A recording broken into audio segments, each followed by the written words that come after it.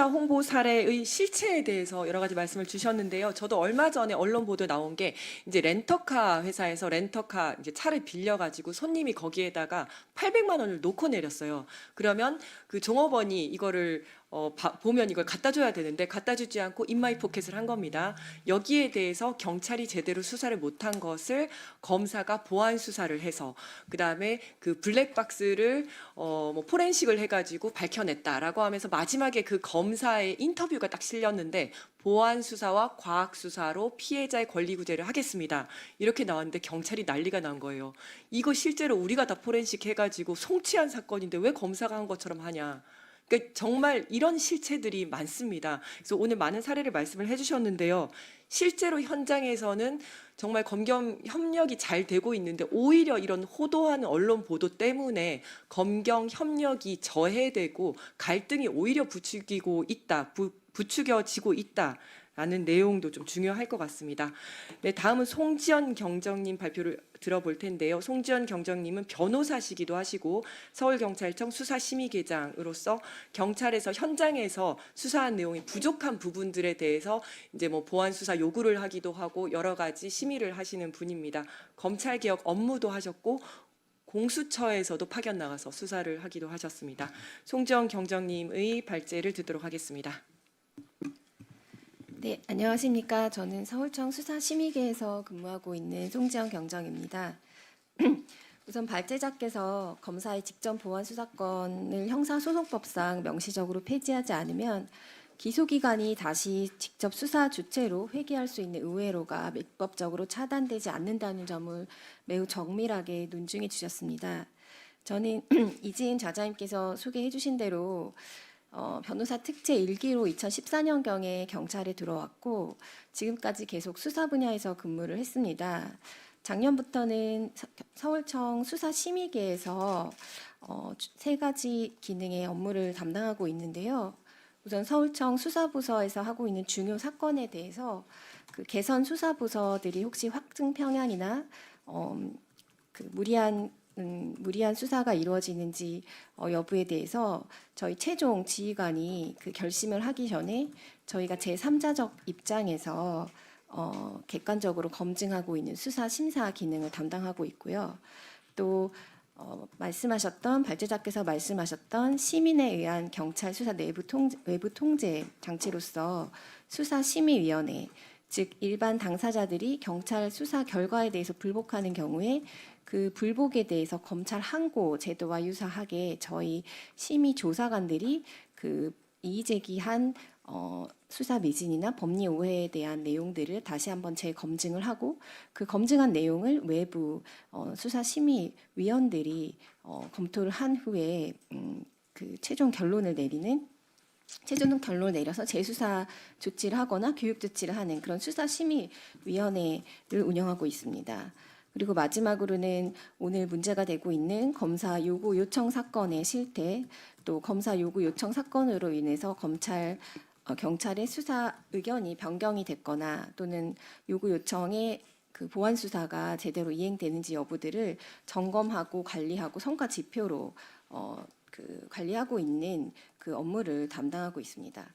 그래서 오늘 그 주제가 마치 검사의 직접 보안 수사권이 없어진다면 수사의 완결성에 문제가 생기고 또 경찰 수사가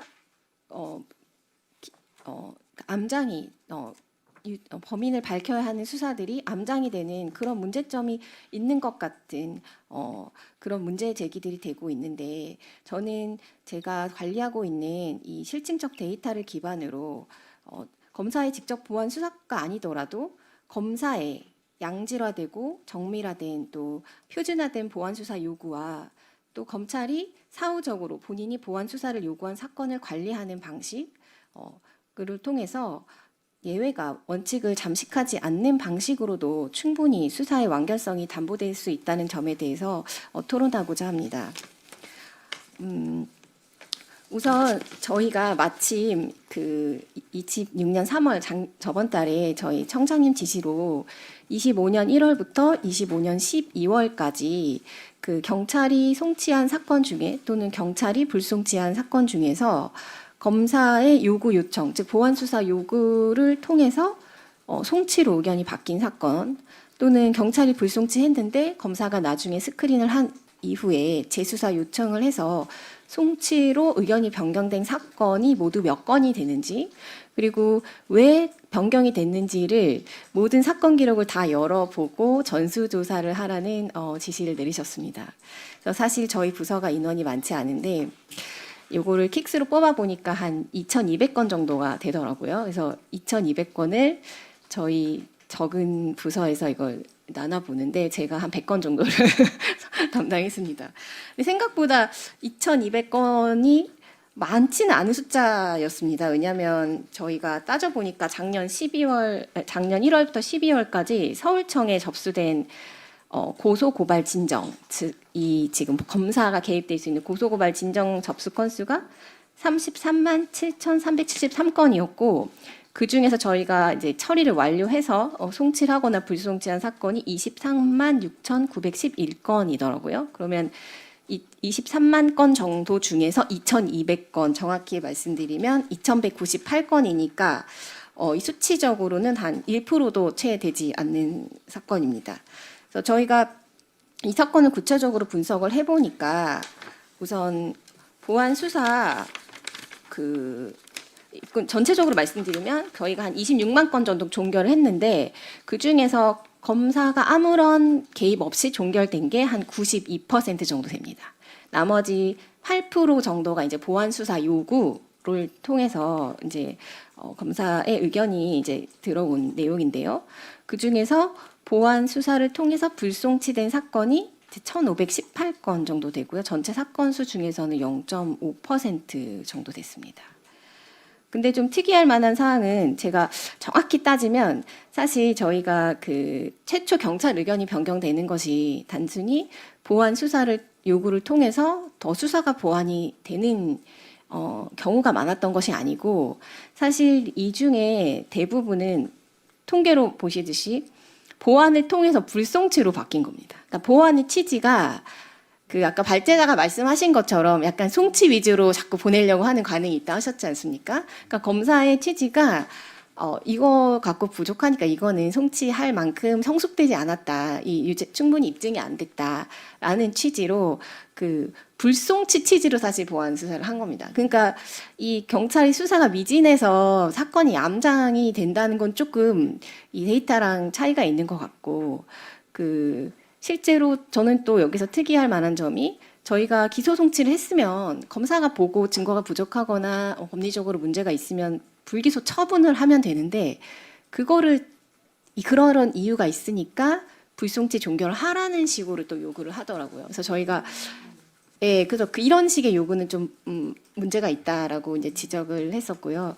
아마도 이게 검찰에서 불기소 처분이 되면 항고도 들어오고 이제 본인이 그 종결에 대한 책임의 문제가 있다 보니 아무래도 1차적 종결권 행사해서 마무리해라라는 취지인 것도 같았습니다. 그리고 그 중에서 한 455건, 0.17% 정도의 사건만이 검사가 재수사, 기소의 취지로 보강 수사를 해서 송치를 해달라고 했던 것들이 455건 정도 되는데요. 이 데이터는 최근 검찰 측에서 이야기하는 직접 보완 수사를 통해서 매일 50건씩 진범을 가린다는, 저희가 1년 동안 한 게 455건입니다. 저희 서울 경찰 5,000명 정도 수사 경찰이 있는데요. 50건씩 제가 365일을 곱해 봤는데 몇만 건이 되더라고요. 검사가 도저히 할 수 없는 수치라고 이제 생각이 됐습니다.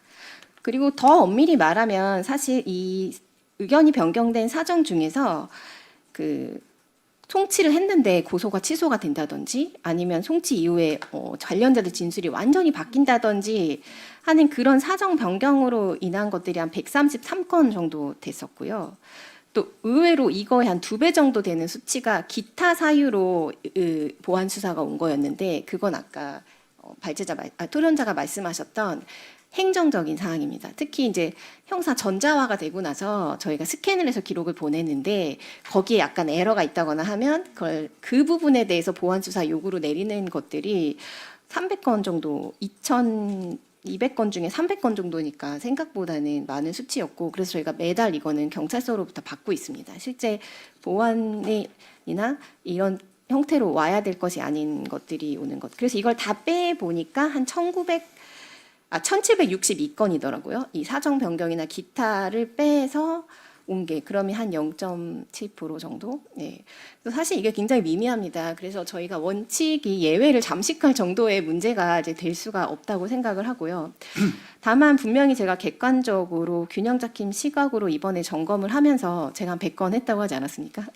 하면서 이제 특이할 만한 사항은 제가 2020년도 수사권 조정 딱 막 되고 나서 송파 수사과장을 했었습니다. 그때는 이제 검사가 보안 수사 요구를 한 것이 킥스에 반영도 되지 않고 대장으로 관리를 하고 캐비넷에 들어가 있는 거를 본인이 기억하지 않으면 그 검사도 모르고 아무도 모르는 그런 상황이 있어서 제가 이러다가는 큰일 나겠다. 옛날처럼 기록 분실 이런 게 될 것 같다. 그래서 모든 보안 수사 기록을 다 꺼내서 회의실에 쌓아놓으라고 했었거든요. 팀별로. 그러니까 정말 회의실이 꽉 차더라고요. 근데 그때 누락된 기록이 지금 발견되는 게 있어서 저희가 막 징계 조치가 나가고 막 매우 적지만 이제 그 당시에는 킥스로 연동이 안 돼 있었기 때문에 저희도 그 부분은 반영을 하고 있거든요. 추가 조치를 할 때. 그때는 이제 제가 보안수사 팀을 꾸려서 이게 어떤 내용으로 보안수사가 오는지를 봤었는데 이거는 그때 저희가 한참 검찰 데이터가 안 좋았었거든요. 보안 수사도 너무 느리고 뭐 그 수사기일도 너무 느리고. 근데 그럴 수밖에 없겠다라는 생각을 제가 했습니다. 왜냐하면 이게 이제 수사 미진이 아니고 사실 수사 한계에 해당하는 영역의 보안을 하라는 취지였고 그 내용도 되게 추상적이었습니다. 예를 들어서 뭐 하나의 계정을 다수인이 공유를 하고 있는 상황에서 문제가 생겼을 때 경찰로서는 할 수 있는 모든 방법으로 어느 정도 뭐 IP 추적부터 추적을 다 해서 실제로 그 계정을 사용해서 범죄를 한 사람이 누군지를 하려고 특정을 했는데 그 정도 과정을 다 했지만 특정이 안 됐다라고 하는 사건인데 검사는 그냥 더 해봐라는 식입니다. 더 특정해봐. 저는 그래서 더 어떻게를 써줘야 되는 거 아닐까?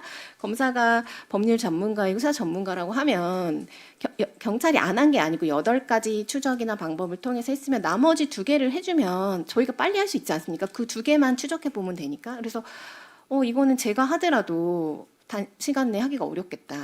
그래서 약간 그 당시에는 좀 보안수사 요구 또 검사도 이게 이 제도에 익숙하지 않아서인지 아니면 어떤 이유에서인지 협력이 좀 잘 안 됐던 것 같습니다. 그리고 제가 작년에는 양천경찰 수사과장을 했는데 그때도 제가 이 분야에 관심이 많으니까 또 보안수사는 이제 요구가 오면 그 수사 1과장이 다 결재를 합니다. 그래서 다 범수사부서로 배당이 되는데 다 읽어봤습니다. 근데 남부지검이 잘하는 걸까 이런 생각을 했습니다. 보안수사 요구할 만한 것들이 오네. 그리고 그 구체화돼 있네. 그냥 이대로만 하면 수사를 더 완결할 수 있겠네라는 그런 느낌이 있었지만 이제 양천서 자체가 데이터가 그렇게 많은 서가 아니기 때문에 그런 좀 바뀌었나 하는 느낌이 있다가 마침 제가 작년 하반기에 서울청에 오게 되고 이 점검을 담당하게 되고 마침 또 전수조사를 하라는 지시가 있어서 이 서울청 31개서를 다 이제 열어보지 않았습니까?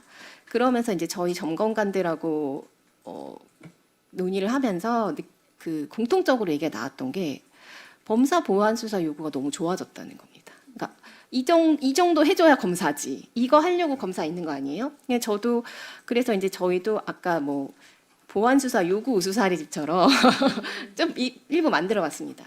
이 정도 보안 수사 요구를 해주면 뭐 마치 이렇게만 따라하시면 목적지에 도착할 수 있어요. 네, 경찰이 80% 90% 왔는데 나머지 10%에 대해서는 사실 좀 아쉬웠던 건 그거를 과장 팀장이 해줬으면 좋았겠죠. 근데 그렇다고 하더라도 이게 사실상 검사가 그 역할을 하라고 있는 거라고 생각을 하고 그러다 보니까 젊은 수사관들이 아까 뭐 요구를 내린다 이런 표현 지향한다고 하지만 그걸 또 기다린다는 겁니다. 그 기다린다는 표현 자체가 신뢰를 한다는 거죠. 그리고 이 같은 이야기가 한 몇 주 전에 있었는 수사과장 워크숍에서도 과장님들도 이야기를 하시더라고요. 요즘 젊은 수사관들이 검사 보안 수사 요구가 나오면 되게 수사를 완결을 하는데 도움이 된다고 이야기한다는 겁니다.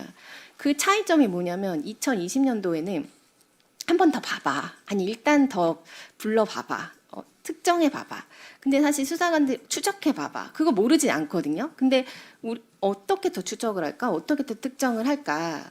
참고인이 안 오는데 우리는 강제할 수가 없는데 어떻게 해볼까? 이런 거에 대한 조금 더 한 수 위에 그 전문가들이 조언을 해주기를 바랬던 건데 그런 게 없다 보니까 실망감이 있었고 요즘에 오는 보안 수사는 특히 이제 2회, 3회 반복되는 보안 수사 같은 경우에는 어떻게든지 검사가 네, 물론 1회를 했을 때 이거 물어봐 주무 기관에도 물어보고 이것도 확인해보고 이런 뭐 국토부에도 뭐 조회해보고 그럼 이제 1차적으로 해서 보내면 그거를 또 보고 그러면 이것 좀 더 해봐 이것 좀 더 해봐 이렇게 해서 어떻게든 그 결론을 같이 끌어가려고 하는 노력이 사실 보였고 그런 거를 좀 우수 사례로 제가 정리를 해서 도왔었는데 왜 이렇게 바뀌었지? 그 작년 거 25년도 거 아닌가? 근데 생각해 보니까 검사가 이제 직접 수사를 거의 하지 않고 작년도 분위기는 특히 그랬고 수사관들도 다 알고 있습니다. 검찰에서 있는 사건 빨리 털으라 이렇게 했다고 합니다. 그러니까 이제 더 이상 있는 사건도 정리를 하는 마당에 본인들이 새롭게 뭔가 수사를 하지 않는다는 거 다 알고 있고 그러다 보니까 당연히 같은 시간에 이 보안 수사 요구를 더 충실하게 할 수밖에 없는 거거든요.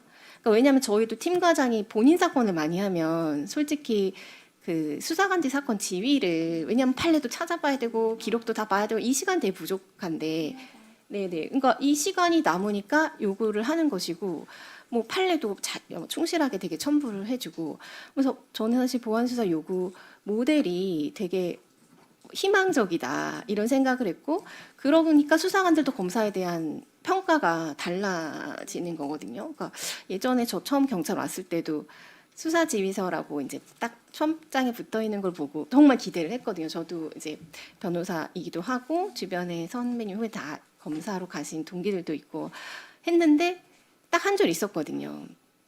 수사 지휘하니까 수사하세요. 언제까지 그 한 줄 있었거든요. 그래서 이게 너무 실망스러웠는데 제가 생각하는 지휘는 사건의 쟁점을 파악을 해주고 이런 방향으로 수사해 오세요라는 어느 1차적인 어떤 가이드라인. 왜냐하면 저희가 수사 심사 기능에서 그런 일을 하거든요. 중요하거나 어려운 사건이 들어왔을 때 그 사건을 보고 시나리오적으로도 검토를 할 수가 있고 이런 것들을 참고해서 수사하세요라는 제시도 해주거든요. 근데 그런 게 전혀 없었는데 어쨌든 작년에는 생각보다 굉장히 이 보안수사 요구 모델이 희망적이고 이로 인해서 검검 형량뿐만 아니라 예외가 원칙을 잠식하지 않을 수 있겠다라는 이제 생각을 하게 됐습니다. 그리고 또 말씀하셨던 것처럼 그 실제 검사가 이걸 다 할 수가 없습니다. 저희가 이 2,200건 한 건 다 열어본데도 굉장히 시간이 많이 소요가 됐고, 그리고 실제 누가 더 잘할까? 검사는 이 구성 요건을 보고 어떤 점이 입증이 돼야 본인이 그 공소를 할 수 있는지를 잘 아는 거고, 그 수배를 걸고 뭐 CCTV를 추적하고 포렌식을 하는 거는 그냥 한마디만 하면 경찰이 다 합니다. 그걸 해라 하면. 왜냐하면 밥 먹듯이 하고 있고 인프라가 잘 돼 있기 때문에. 그래서 서로 잘하는 것에 집중을 하면 수용률도 높아지고 그렇게 이런 부작용이 많은 제도보다 더 선진화된 제도로 갈 수 있지 않을까 하는 그런 실무자 입장에서 좀 검증을 할 수 있는 그런 기회가 됐었습니다. 그리고 마지막으로 또 토론 발제자께서 말씀하셨던 거 경찰도 문제다. 그 기소 송치 쪽으로 자꾸 그냥 보내려는 관행도 문제가 있고 그리고 유무죄 결론에 대해서 너무 책임을 지지 않는 거 아니냐. 어떤 통제 제도가 더 필요하다. 이제 그거에 저도 동감을 하고 제가 수사심의 제도를 이런 시민이 참여하는 외부 통제 장치 이게 되게 결합된 모델이거든요. 저희가 내부 통제로서 검찰 한 곳처럼 경찰 한 곳 사건을 하고 그 한 곳 사건에 대한 결론을 그 심의위원들을 통해서 그 결론을 받는 건데 저도 사실 여기 오기 전까지는 그냥 뭐 검찰 심의위원회나 마치 원투페이지 주고 거수기 역할하는 그런 위원회라고 생각을 했었는데 이 위원회가 되게 다른 위원회랑 좀 다르더라고요. 그 저희는 한 보름 전에 그 저희가 이제 굳이 말하면 수사 결과 보고서에 재검증된 결과 보고서를 저희가 다시 칩니다. 기록을 전체를 보고 그리고 그 결과 보고서를 그대로 위원들한테 보내줍니다. 그러니까 위원들이 그리고 그 불기소 처분 이유서를 얼마 전에 뭐 법률신문 보니까 어떤 교수님께서 아니 불기소 그 이유서도 못 보는 뭐 수심위 위원들이 무슨 이 불기소 종결에 대한 의견을 낼 수 있겠냐 이런 얘기를 하시는데 사실 다른 지방청은 조금 편차가 있지만 서울청은 이미 제가 와서도 그렇고 그 전부터 저도 같은 생각을 했거든요. 제가 변호사를 했으니까 뭔가 하려면 내가 이거에 대한 의견을 내려면 원 경찰 처분이 어땠는지 그 알아야 되지 않습니까? 그래서 다만 이제 그 불기소 이유서를 그대로 붙여주는 거는 혹시 반대 당사자의 동의가 그래도 제 생각에 문제는 없을 것 같은데 왜냐하면 신청한 사람이 붙여서 낸 거면 문제가 없지 않습니까? 근데 뭐 그런 문제들이나 그 지금 말씀드리려고 하는 이 수사심의위원회 규칙이 예규주에 준하는 정도의 사실 그런 정도라 좀 그 보완할 게 굉장히 많습니다. 이게 실무를 돌려보니까 이 규칙만으로 해결이 안 되는 그 실무적 쟁점들이 많더라고요. 그래서 이제 그런 부분이 없다 보니까 저희는 요지서를 사실상 거의 오려 붙이기를 해서 그 원 수사관의 결정에 요지를 해서 넣어드립니다. 그러면 이제 그걸 보고 그리고 그 내용에 대해서 그 위원들이 한 사람이라도 이견을 제시하면 반드시 그 대면에서 그 의결을 해야 됩니다.